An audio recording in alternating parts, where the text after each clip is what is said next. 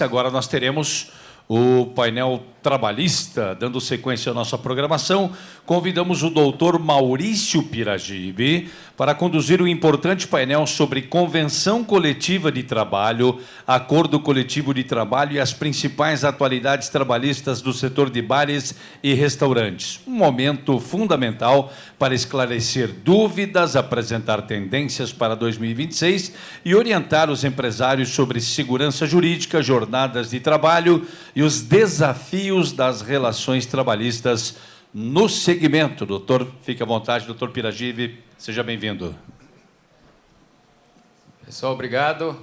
Mais uma vez é um prazer estar aqui com vocês, como advogado da Brasel, praticamente 23 anos dentro de uma cozinha, tentando auxiliar, informar e prevenir o setor aí de demandas trabalhistas e riscos aí legais, né?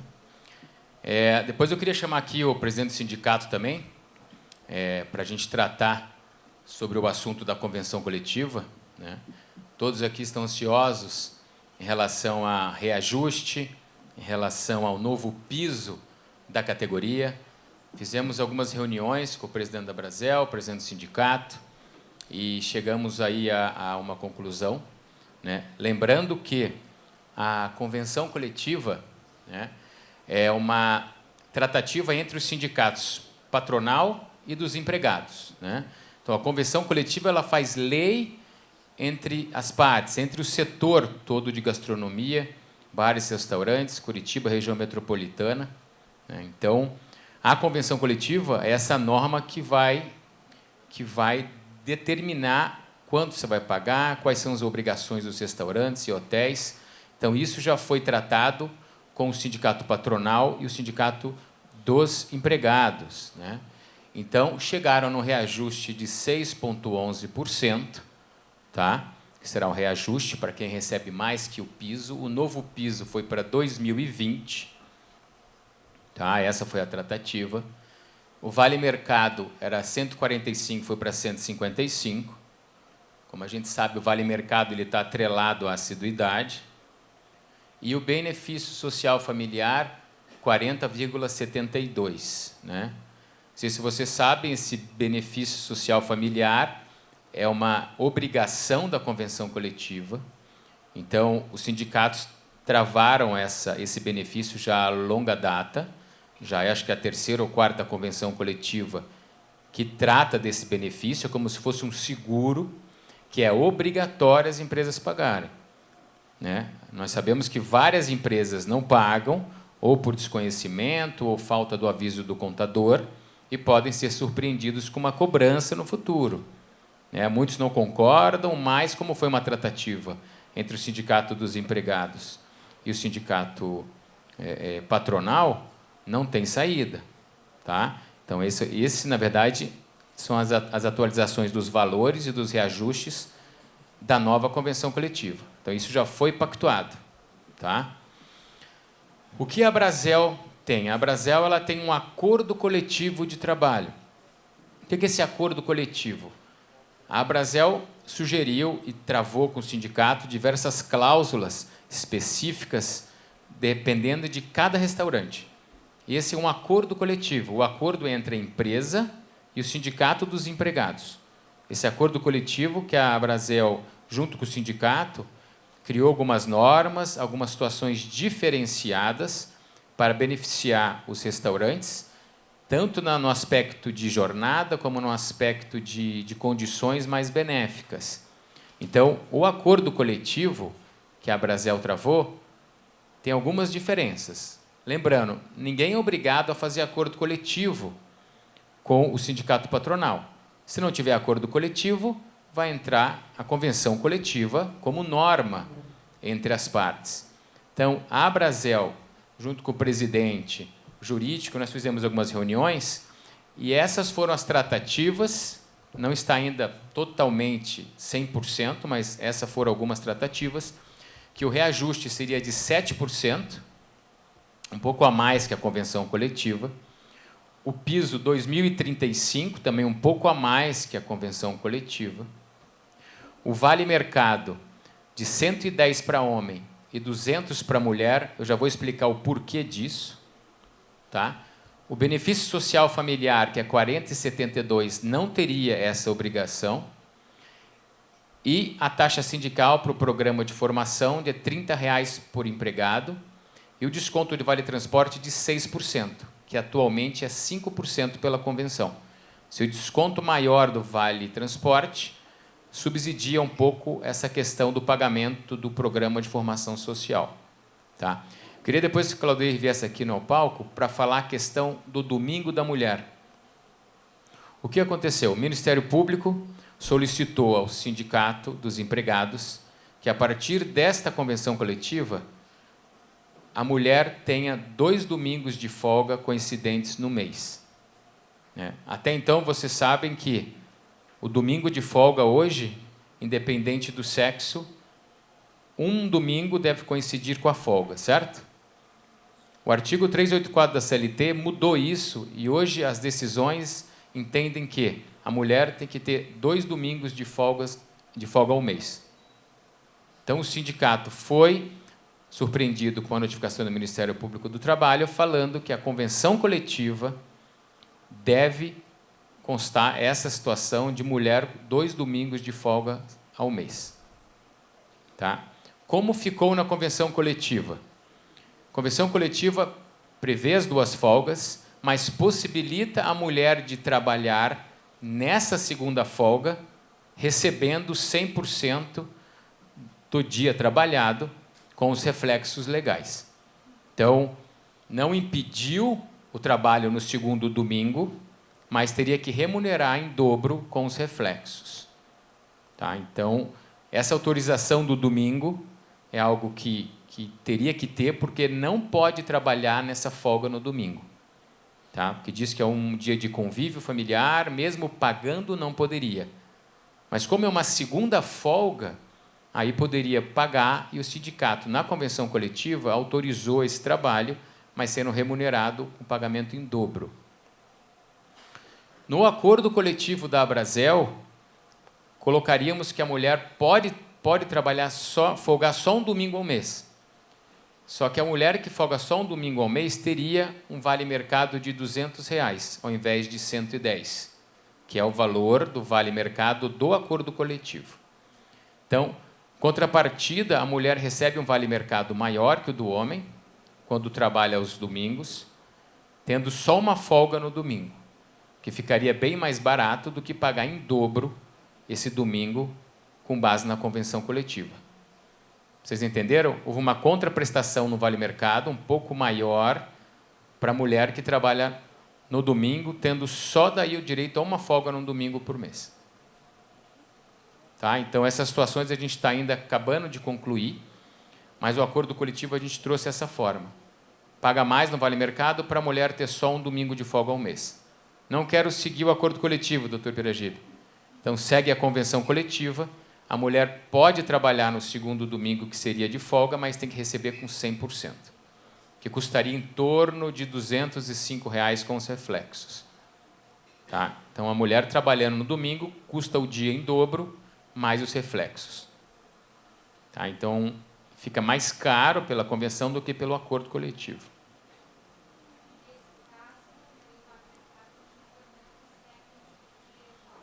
Isso, o vale-mercado com as mesmas regras da assiduidade, né? Se faltar mais de 2 dias, perde, tudo como já existe hoje. Então, seria como se fosse uma assiduidade, né?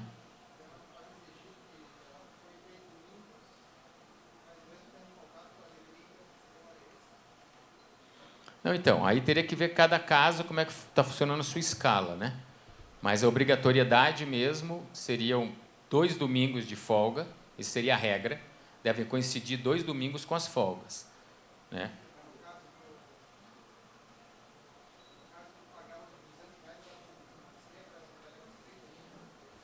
Isso, se você pagar um domingo que ela deveria ter folga, você paga em dobro esse dia.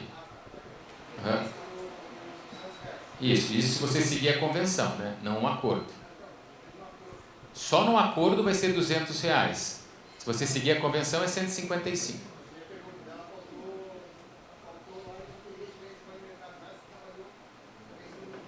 Ah, não, daí tem que pagar o domingo da mesma forma.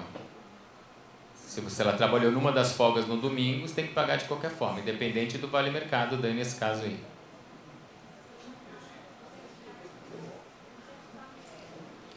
Boa pergunta. Se você já paga R$200 para a mulher hoje, aí tem que aplicar 7% de reajuste.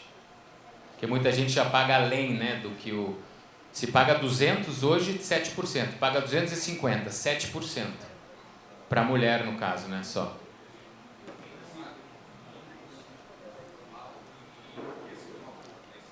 Então, exatamente. Essa foi uma pergunta que a gente faltou discutir com o Claudir. Quem não abre no domingo? Então, é uma exceção, já é a segunda pessoa que fala aqui que não abre no domingo. Daí acho que o Claudir, a gente vai colocar uma cláusula que as empresas que não abrem no domingo, o vale mercado vai continuar sendo 110.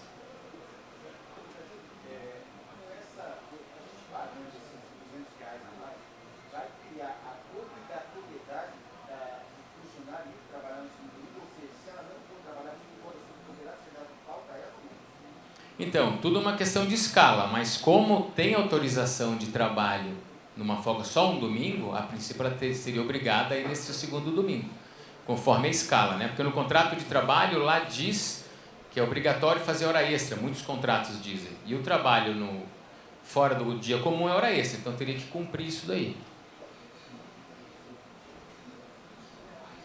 Entendi. Pessoal, então, esse acordo coletivo, como eu disse, não é obrigatório. Faz acordo coletivo a empresa que desejar, só que o acordo coletivo tem uns benefícios, que são esses benefícios que muitas empresas usam, que seria intervalo de 30 minutos. Como vocês sabem, a lei diz que o intervalo para quem trabalha mais do que 6 horas é mínimo 1 hora, máximo 2. Pelo acordo coletivo direto com o sindicato, você consegue fazer um intervalo de 30 minutos. Muitos restaurantes aqui não conseguem parar 1 hora nos períodos de pico de almoço e de jantar, e o intervalo de 30 minutos é muito válido. Então depende muito de cada empresa. E o acordo sindical consegue fazer 30 minutos. Gorjeta, retenção da gorjeta para quem cobra, também é só via acordo coletivo. Auxílio combustível, também a previsão é só no acordo coletivo. Premiação, podendo pagar uma premiação maior para não ter risco de integração, também via acordo coletivo. Troca de feriado dentro do mês por um dia comum de trabalho, só via acordo coletivo, porque a lei diz que a troca de feriado tem que ser na mesma semana. Com acordo coletivo pode ser dentro do mês.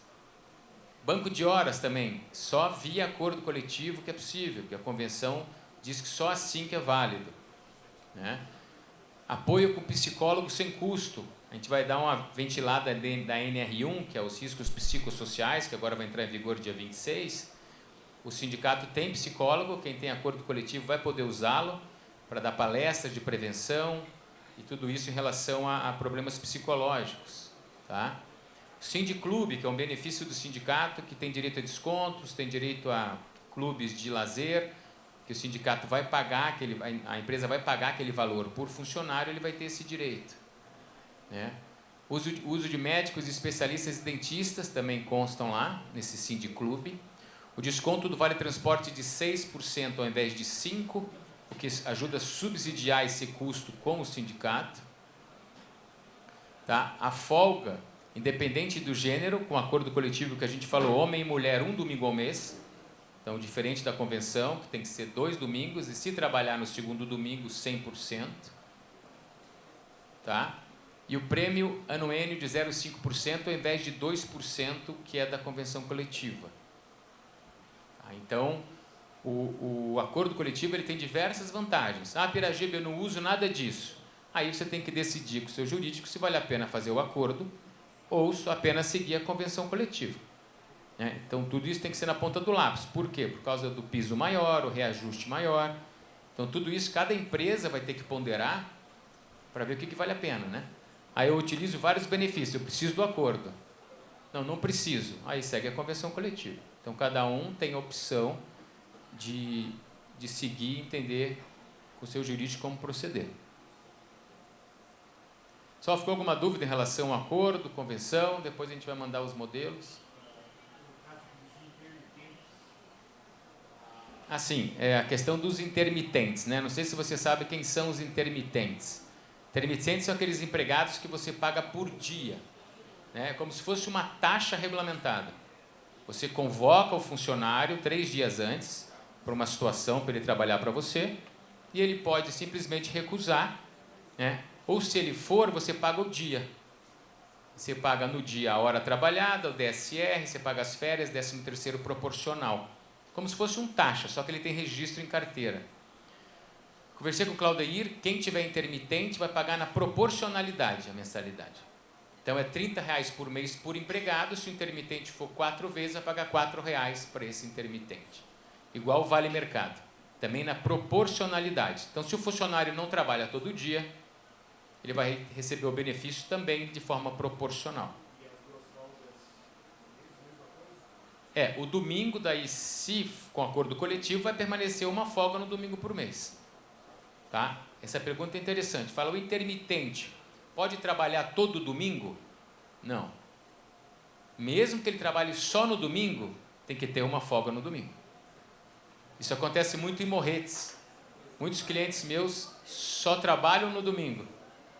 Daí tem que dar folga, mesmo assim, ainda no domingo, para quem só vai no domingo.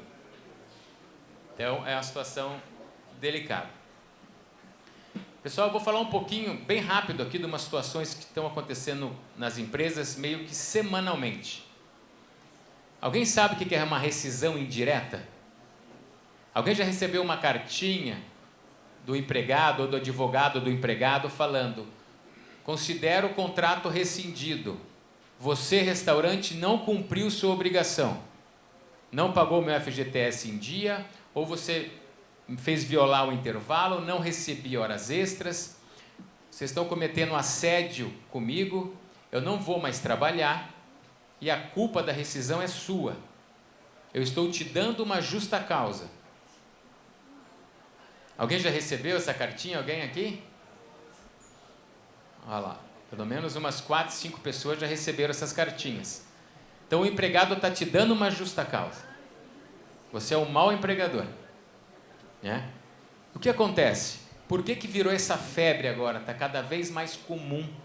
Porque o Tribunal Superior do Trabalho, ele criou um precedente agora novo, falando que se não pagar hora extra ou o intervalo for violado por algum motivo, já dá direito a te dar uma justa causa. Mas, Piragiba, essa justa causa, o que eu tenho que pagar para ele? Todas as verbas rescisórias de uma demissão sem justa causa. Então, você tem que pagar para ele tudo que ele tem direito, indenizar o aviso prévio e a multa do fundo de garantia. Então, você descumpriu o contrato, empregador, e agora me mande embora e pague todos os meus direitos. Nós sabemos que as empresas hoje, é difícil 100% de regularidade numa tratativa diária, até um intervalo ou uma hora extra, ou até não pagar uma insalubridade para quem limpa banheiro, que é um pedido constante. Isso é uma violação contratual. E dá ensejo à rescisão indireta. Então o empregador tem que ficar pisando em ovos, tem que ser perfeito para não ter risco de uma rescisão indireta. Por que acontece isso? Não sei se vocês já passaram por isso. O empregado pede um acordo. Não estou feliz, me manda embora. Fala, não, eu não quero te mandar embora. Eu te devolvo a multa do fundo de garantia, que já é um crime. Não vou te mandar embora, se quiser você peça demissão. Aí o empregado, insatisfeito, querendo sair, você não vai me mandar embora? Manda a cartinha da rescisão indireta, falando que você está descumprindo o contrato em alguma situação de hora extra, intervalo, insalubridade, pode estimular talvez um assédio. Né? Então, quando o empregado está insatisfeito, normalmente ele vai te notificar. Notificando com a rescisão indireta, essas são as causas que ele pode imputar para você. Né? Não cumprir o contrato de trabalho, né? Exigir dele além das suas forças. Então, ele tem vários caminhos para tentar romper o contrato por culpa do empregador. Né? E esse é o artigo que trata sobre isso. Agressão, assédio, ato lesivo. Então, tem diversas situações e agora os descumprimentos contratuais que abre o leque. Quando fala de descumprimento contratual, Então, qualquer passo errado que você dê, ou pagamento de uma gorjeta por fora, ou não depositar o fundo de garantia, por exemplo, 1 ou 2 meses, atraso no pagamento de salário, qualquer violação do contrato, ele pode te demitir por justa causa, eu digo, né? Então tem que tomar esse cuidado. E a rescisão tem que pagar tudo o que ele teria por direito numa demissão sem justa causa, tá?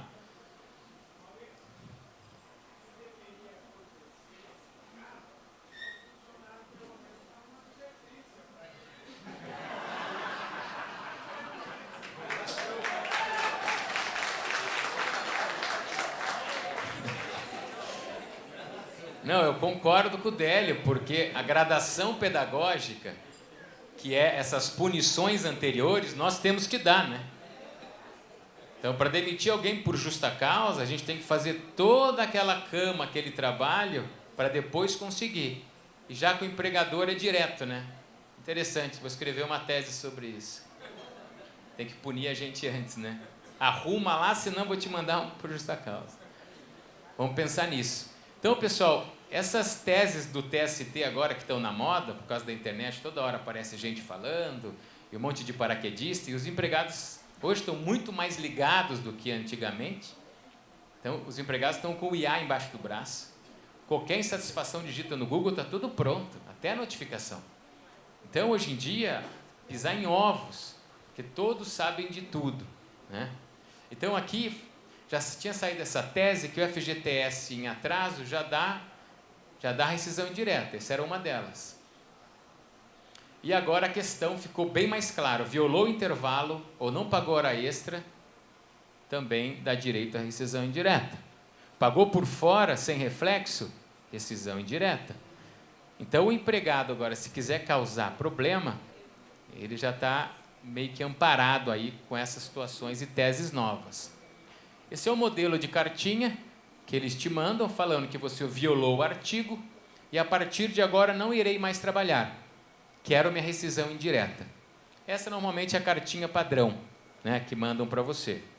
2, um aviso no WhatsApp, um simples aviso no WhatsApp, não vou mais. Você violou o artigo, quero minha rescisão indireta, não vou mais a partir do dia tal. Tudo coisa nova aí, ó, semana passada. Tem mais de 1 milhão lá no escritório dessas cartinhas. Todo mundo insatisfeito, todo mundo, quando quer sair, se não manda embora, ele vai te fazer essa situação de chantagem. Respostas. O que fazer quando você recebe a cartinha? Primeiro, contratar o Piragibe, óbvio. A gente depende dos restaurantes. Primeiro, recebi a cartinha. Simplesmente mandar uma resposta, não concordo. Né? Sempre quando tem uma cartinha de rescisão indireta, automaticamente uma ação trabalhista já está pronta. Que é difícil você aceitar. Tá bom, eu errei, vou te mandar embora. Eu juro que em 23 anos, mês passado, um cliente meu falei, puxa, errei mesmo. Não paguei o fundo de garantia. Então eu vou aceitar. Aceitou a rescisão e depositou em 10 dias o prazo. Mas é um milagre. Né? Isso não impede dela entrar com a ação. Então, eu posso pagar a rescisão em 10 dias e essa pessoa entrar com a ação depois pedindo hora extra, pedindo outras verbas. Então, não seria aconselhável concordar com essa rescisão indireta. Mas, como esse era pontual, era só o fundo de garantia, ele entendeu. 2, contranotificar, falando que não concorda com a rescisão indireta e que se não voltar ao trabalho em 24 horas... eu vou considerar a data que você me mandou a carta como pedido de demissão. E eu vou te descontar o aviso prévio, inclusive. Por que essa contranotificação é algo interessante? Porque põe fim ao contrato. Não fica uma pessoa pendurada na tua folha de pagamento até a decisão do juiz. E se a pessoa demorar 1 ano para entrar com a ação? Já ficar dando falta ad eternum, abandono de emprego não dá. Porque ela já informou o interesse e a rescisão indireta. Então, você vai ter que esperar a audiência, o juiz, para decidir se a rescisão indireta dela tem validade. Aí o juiz vai analisar. Você violou o FGTS? Não. Você atrasou o salário? Não. Seu cartão de ponto está certinho, batido intervalo? Tá. Então, ela vai perder a ação. Aí, se perder a ação, ele vai considerar como pedido de demissão, que você já fez. Então, aqui como você está com a razão a princípio, eu vou considerar como pedido de demissão. Eu vou te descontar um aviso prévio. Tá? Essa é uma norma, uma regra que no escritório a gente utiliza para não deixar o contrato em aberto. Aí me perguntaram ontem na palestra em Maringá, e se ela estiver grávida? Aí você não vai poder fazer como pedido de demissão, porque o pedido de demissão da grávida só é válido no sindicato. Artigo 500 CLT. Se você considerar que ela, como pedido de demissão sem a chancela sindical, esse pedido é nulo. Ah, mas Piragibe, se ela estiver grávida e ela não souber nem a empresa, daí é um risco que você vai correr. Tá? Então, tem que tomar alguns cuidados nessa situação de considerar como pedido de demissão uma notificação da rescisão indireta. Tá? E daí a forma de ruptura vai ser analisada pelo juiz. Aí na audiência vai fazer prova se você violou mesmo o contrato, se você não pagou fundo de garantia. Qualquer uma dessas situações, você vai perder a ação. Tá? É meio que uma matemática exata. Então tem que tomar cuidado com isso. E agora estou recebendo notificações de pessoas que limpam o banheiro de grande fluxo, falando que não recebem insalubridade e entra com a rescisão indireta. Vai de volta para uma rede de hotéis no interior do estado, que agora as camareiras, quando não aceitam demitir, estão entrando com a rescisão indireta. Que as camareiras, a princípio, têm que receber a insalubridade, que apesar de ser banheiros de quartos, vezes número de quartos, dá banheiro de grande fluxo e risco de contágio, né? Então, é uma situação delicada. Os laudos de segurança do trabalho das empresas dizem que não é insalubre. Mas o TST tem uma súmula que diz que quem limpa banheiro de grande fluxo tem que receber insalubridade. Se você não paga para a camareira, por exemplo, ou para quem limpa o banheiro do seu restaurante, ela pode entrar com a rescisão indireta, falando que você não cumpriu as obrigações do contrato. Delicado. Pessoal, todo mundo comentou essa lei aqui, mandaram no WhatsApp do escritório, saiu uma lei nova que trata de obrigação das empresas sobre campanhas de saúde, né? Então, vacinação, HPV, câncer de mama, próstata, Papa Nicolau, são exames preventivos que agora a empresa tem que avisar os empregados dessas campanhas. Tá? E lá consta que 3 dias por ano ela pode se ausentar, o funcionário, para fazer esses exames. Isso já constava na CLT desde 2018, só que tratava especificamente de câncer, para fazer exames para tratamento de câncer. Tá? Agora, essa nova lei, que agora entrou em vigor em abril, a empresa tem que avisar os empregados dessas campanhas, publicar lá no edital da empresa, campanha de câncer de mama, prevenção ao suicídio, se precisar fazer exames psicológicos, a questão de HPV, campanhas de vacinação. Agora a empresa tem que avisar os empregados e pregar um protocolo de aviso. Né? É uma obrigação das empresas e liberar essas pessoas para fazer os exames. Por que isso ficou agora mais claro? Porque eu não sei que vocês sabem que para justificar a ausência no trabalho é só atestado médico, correto? Quando vai fazer um exame médico, não diz na lei que para fazer exame eu tenho que abonar esse exame. As empresas, por liberalidade, abonam 1 hora antes do exame e 1 hora depois do exame, se for em horário de trabalho. Por que não faz o exame na folga? Essa é uma pergunta, né? Muitas vezes não dá, ou não tem agenda, né? Muitas vezes é o SUS. Tem que ser no horário de trabalho. As empresas, por liberalidade, liberam 1 hora antes, comprovação do exame, e 1 hora depois. Não é um atestado médico, é uma declaração de exame. Não diz na lei que eu sou obrigado a aceitar isso. Agora, aqui, com essa norma, você é obrigado a aceitar esse período de exame para fazer esses exames de prevenção aqui específicos, conforme as campanhas do governo. Tá? Mas, Piragibe, se for fazer o exame, eu tenho que abonar o dia todo? Não. O horário do exame, 1 hora antes, 1 hora depois. Normalmente é essa a regra. Tá? Aí informar o material da empresa, né? educar, informar da empresa de segurança do trabalho que vai te dar essas informações, o modelo dos informativos, a empresa de segurança do trabalho que vai saber as campanhas para você poder avisar os empregados. Então, a empresa de segurança é fundamental aqui para te auxiliar nessa nova norma, né? E agora, pessoal, vou entrar na NR1 só para dar uma ventilada, porque, como eu falei, vai começar dia 26 de maio a obrigatoriedade da NR1, vão começar as fiscalizações, os auditores do trabalho estão mais do que expert em cursos aí para poder fiscalizar a NR1, né? Vocês verificarem o gráfico, triplicou os afastamentos dos funcionários em relação à saúde mental, né? Estava conversando que o número de suicídios no ambiente de trabalho aumentou 38%.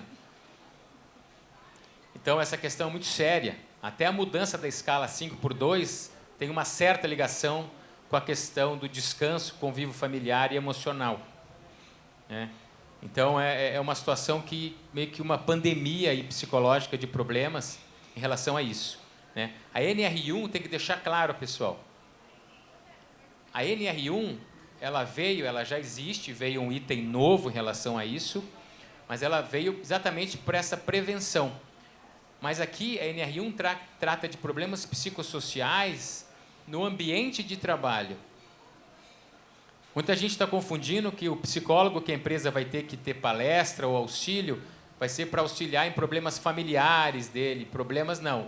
Aqui é o ambiente de trabalho saudável. É um ambiente de trabalho sem assédio. É um ambiente que não cause problemas psicológicos, né? Estava conversando aqui com a procuradora do trabalho que alguns clientes nossos têm o alojamento junto com o restaurante. E o que a gente percebe é que suicídio nos alojamentos cresceram, né? Porque a pessoa sai do trabalho, vai para o alojamento, que não deixa de ser pessoal do trabalho, assunto de trabalho, no outro dia trabalha de novo na empresa, então parece que não sai desse meio da empresa, e se a empresa for tóxica, ou o ambiente for complicado, a pessoa entra num parafuso, né? Fica sem uma razão, talvez, para um futuro aí. A questão e principalmente, pessoal, os cargos de gestão. O assédio moral hoje ele pode ser de diversas formas. Tanto de cima para baixo, como o empregado fazendo com o gerente, se reúnem para prejudicar, como o mesmo nível de hierarquia, ou do gerente para o subordinado, que é o mais comum. Muitos usam esse poder para poder causar uma situação de constrangimento para conseguir o que quer, tanto no trabalho para melhorar desempenho, como até mesmo favorecimento sexual, né? Isso é uma situação que acontece muito, não tem como a gente escapar. E essa situação no trabalho de excesso de cobrança, de fofoca, de brincadeira, pode causar um transtorno psicológico. Então, a NR1 veio para tentar arrumar a casa em relação a esse ambiente de trabalho no aspecto emocional. Por isso que o psicólogo, palestras, poder marcar consulta, a questão do canal de denúncias anônimo, para a pessoa conseguir fazer uma denúncia sem se expor, né? Isso tudo, algumas empresas já têm, como falar CIPA, quem tem CIPA também já tem, mas muitas não têm CIPA, que não tem obrigatoriedade de ter, né? Que é a Comissão Interna de Prevenção a Acidentes. Então, essa situação da NR1 é muito importante. A fiscalização agora vai começar forte, né? Os fiscais foram treinados e vocês vão ter que seguir isso à risca. Para isso, é importante uma empresa de segurança do trabalho séria para organizar. Desde os relatórios, né, que vão ser questionários para os empregados, e tem muita gente preocupada com isso. O primeiro cliente meu que fez questionário, ele ficou aterrorizado. Muitas vezes o questionário é anônimo, as respostas todas foram negativas. Todo mundo se achando pressionado, todo mundo achando que trabalhava além das forças, que o ambiente não era legal, porque a gente sabe, né? Eu cuido de quase 1000 restaurantes. É difícil conseguir uma testemunha no processo para falar a verdade, porque não querem ajudar o restaurante. Parece que os funcionários viraram inimigo, né? Então, parece que você está, como eu digo aquele filme, dormindo com o inimigo. O funcionário só vê o momento de você falhar para poder te prejudicar. Eu sei que não é regra. Tem muitos clientes meus aqui, outros que o ambiente é saudável, mas muitos, pelos questionários que estão chegando aí, tratam o ambiente de trabalho como um ambiente tóxico. Muitas vezes o dono nem sabe, né? Mas cuidado com isso.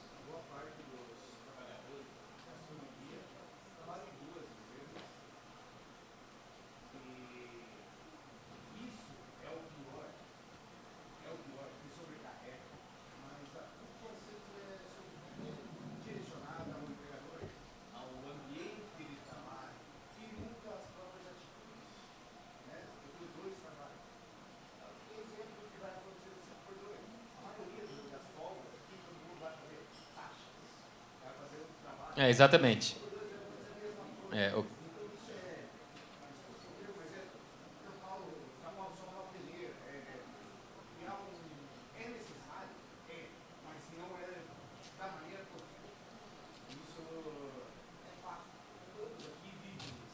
Sim, sim. O que está comentando é que muitas vezes os problemas de excesso de trabalho, não só com você, mas em outros empregos, essas dobras em outras empresas, taxa, trabalho em folga, causa uma situação de cansaço que pode querer colocar na empresa, que é a empregadora, mas a culpa é do próprio empregado por causa de conseguir melhores rendimentos, né? E muitas vezes trazem problema de casa para dentro da empresa, né? Não consegue diferenciar isso.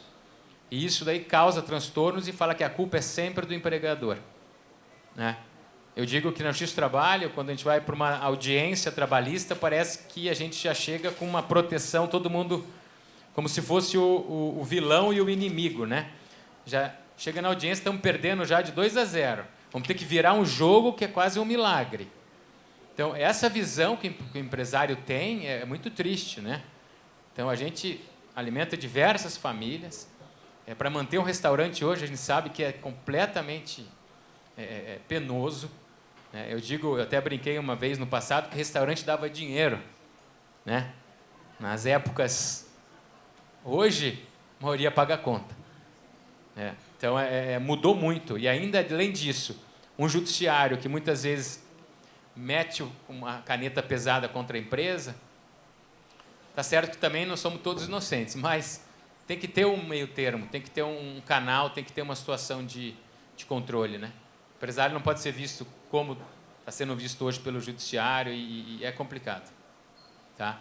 Pessoal, então, estresse ocupacional, assédio moral sexual, sobrecarga de trabalho, falta de equilíbrio na vida profissional e pessoal, que é aquilo que a gente conversou agora, essa falta de equilíbrio, a culpa é dele, e a gente vai ter que resolver um problema dele, né? Então, os 5x2, que a gente já conversou, muita gente acha perfeito, vai ser muito bom, mas esses 2 dias de folga ele vai trabalhar em outro lugar.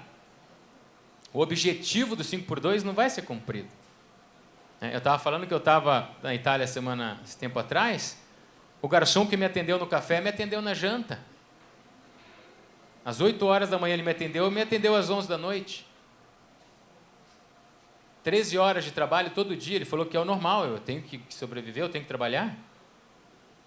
Aí já na Espanha não, tem uma limitação de 36 semanais, 5x2. Então, é difícil a gente ponderar, né? Eu acho que, como você falou, o trabalho, essas folgas adicionais, não vai ser descanso.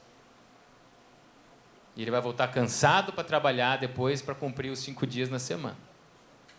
Aí é uma questão que cada um tem que analisar. A recomendação final, pessoal, vai ter que ver com a empresa de segurança do trabalho, então um comitê para analisar as denúncias anônimas, fazer o relatório para ver como vai estar a saúde do pessoal mental, a condição de trabalho, né? E a parceria profissional com o médico, psicólogo, com a empresa de segurança do trabalho. Então, é bom você já ter isso. Dia 26 de maio entra em vigor, então tem que estar tudo já organizado. Quem não foi atrás ainda, pedir orçamento, acho que a Brasel tem parceria também com a empresa de segurança, para deixar tudo num caminho aí, para não ter surpresas, tá? Pessoal, é isso, eu tentei trazer um pouco de alguns riscos aí que estão acontecendo aí recentes. Tomar cuidado com o NR1. E queria agradecer novamente a Brasel. Qualquer dúvida, vocês podem me chamar no WhatsApp. A Brasel pode filtrar ou pode me chamar. Muitos aqui são clientes meus. Estou à disposição. Agradeço mais uma vez. E obrigado, pessoal, pelo tempo de vocês. Muito obrigado, doutor Maurício Piragibe, conosco aqui neste momento.